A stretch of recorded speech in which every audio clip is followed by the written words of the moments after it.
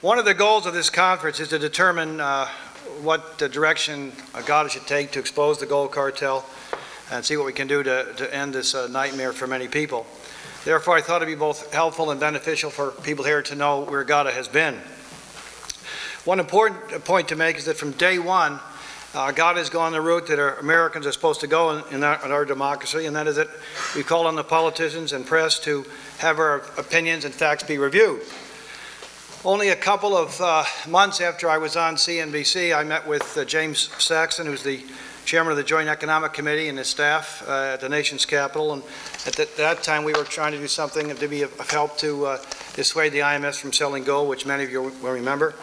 A year later, May 10th, 2000, a Agata delegation consisting of Frank Veneroso, Reg Howe, Chris Powell, and I met with the Speaker of the House, Dennis Hastert.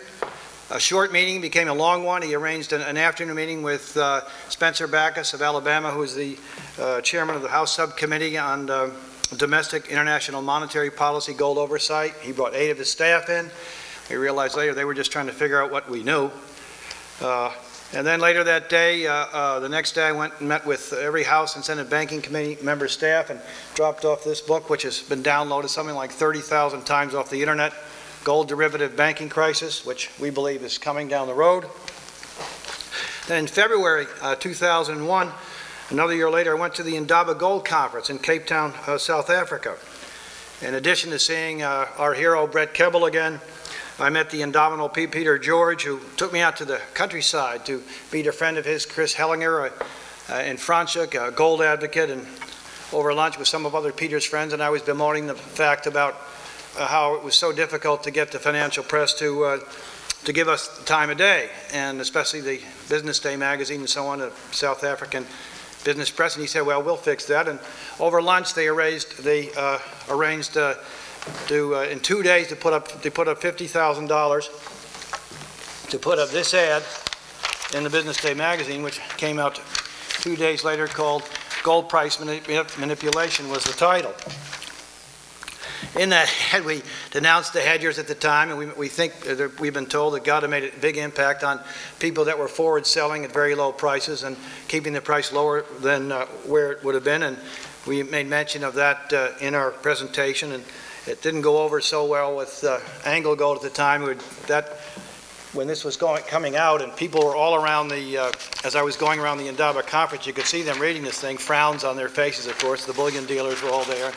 They weren't too pleased about this, and Anglo Gold had just announced a new hedging program with gold at $258 an ounce. And so they weren't too happy, although it wasn't too long thereafter, about a year later, Bobby Godsell's a gentleman. He gave Agata one of our biggest contributions.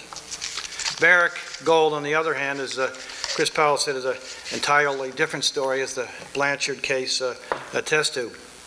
During this period, I toured South Africa to present Agata's case, but before leaving Cape Town, I met with South Africa's Minister of Mines, tough one to pronounce, Phumzile Mlambo Nguka. I butchered that one, I'm sure. In Durban, I met with the great-great-grandson of Africa's greatest general, the legendary Shaka.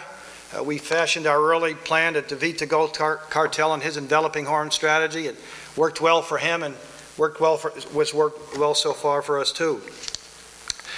In Johannesburg, I met with the National Miners Union, who are doing their thing today.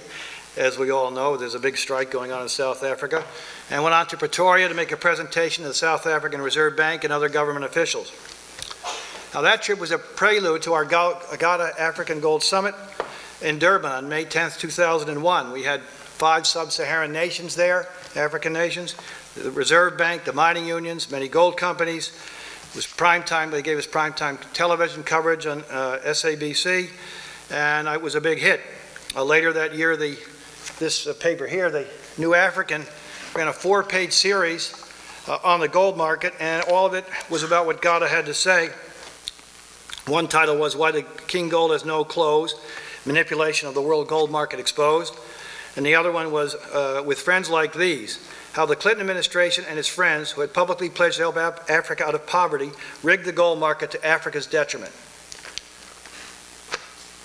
Not long after that, after returning home, decided to go talk to, had an in to meet President Bush's boyhood friends from Midland, Texas.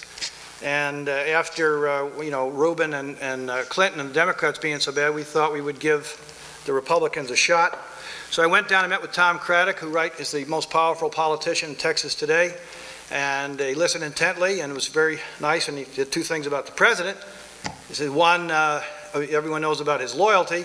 And two, you got to get right to the point. Of course, I had all this stacks of stuff. And he said, no. He said, you got to make it real simple.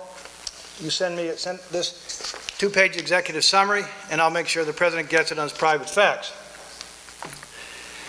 Oh, a few days later, I got a postmark with that day, a letter, my second one in 3 months, from the White House from Lawrence Lindsay, who was the economic advisor at the time, and said that he couldn't comment on it further because of Reg Howe's suit, but we certainly know he got, at least it got to the president's attention because of me getting that the next day. There was no reason for Lawrence Lindsay to write me, or maybe the reason after he didn't help him either, because what was it, 6, 7 months later, he got fired for having the audacity to say how much the Iraq war would cost.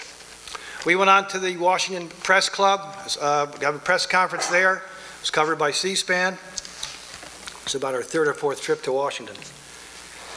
So over the years, a number of significant developments have occurred, some of which are highlighted in your handout. And so I thought I would take this time and briefly cover some of the items in your handout so you can have a better feel of why they're there and so on.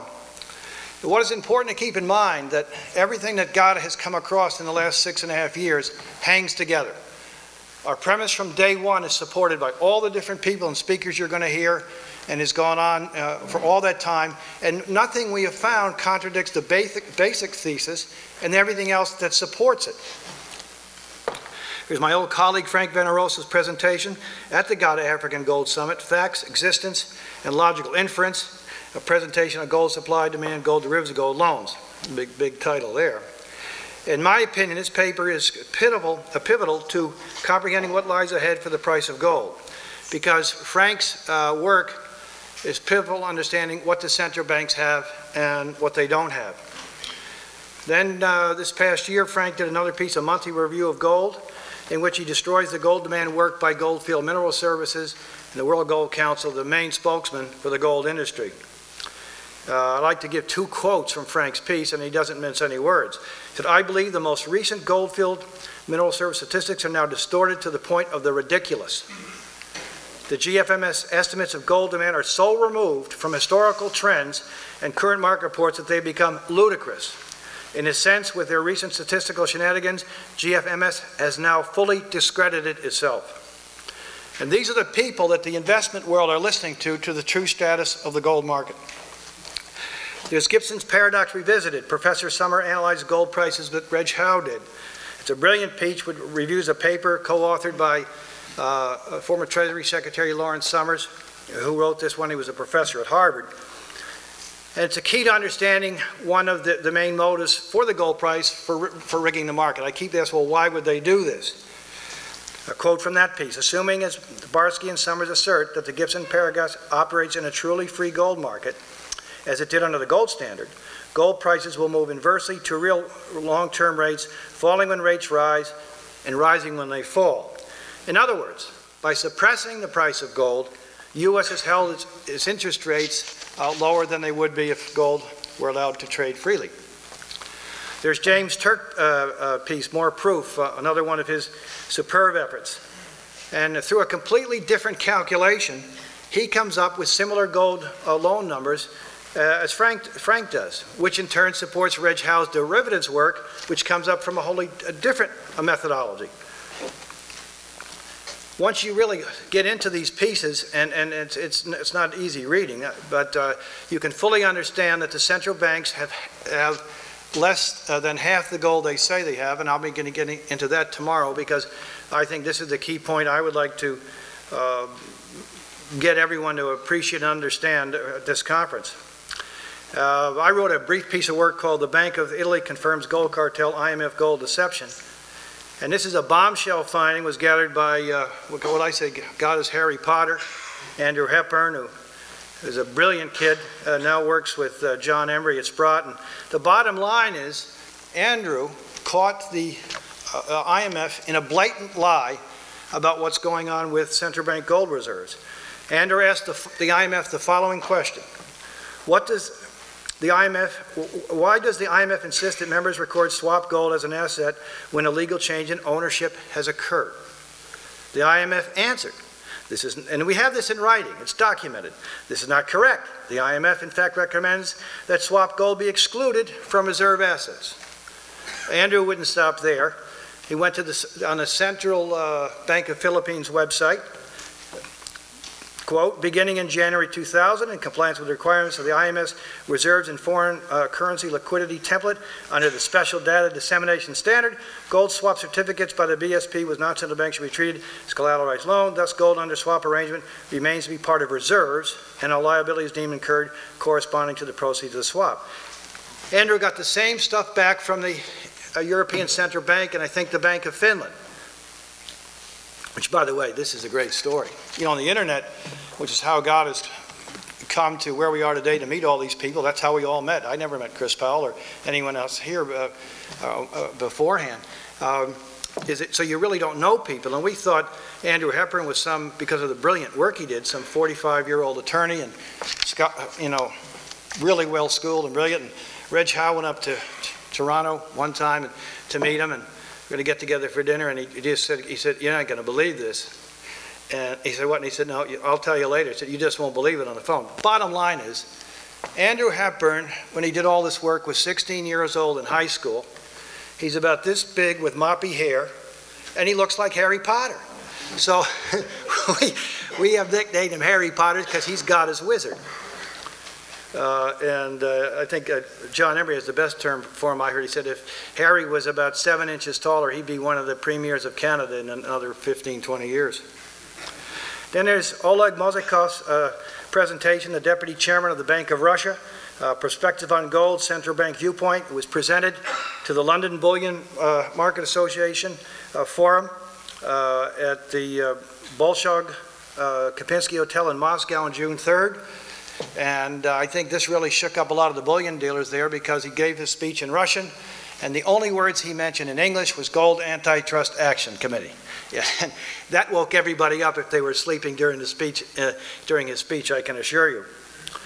And the only reason we know about what he said in this speech is because the chairman's office of the Moscow Narodny Bank in London did the translation. We couldn't get one of the attendees there, and we knew a bunch of them, to translate the speech for us. Not one. And we were going to translate, just send us the speech. So we got it translated the right way by the Moscow Narodny Bank. And there's Dr. Eckhart Wirth, who wrote The Role of Gold in a Unified GCC Currency. It was prepared for the Gulf Research Council in Dubai. It's a brilliant piece. And in it he talks a good deal about the manipulation of the gold market since the 90s. And this is, we hope to get spread throughout the Arab world. It's been translated into Arabic. There's Reg Howe's latest on derivatives titled Gold Derivatives Skewing the World, and Reg will be touching on that shortly. Then there's on Tal Fiketty, a revisionist theory and history of money. It's a little off topic, but a superlative piece for those interested in gold and money. And I don't think they'll mind me saying this, but there's no two finer businessmen than Hugo Salinas Price and Eric Sprott, and both of them have told me personally that they think Intel is one of the finest economic minds out there.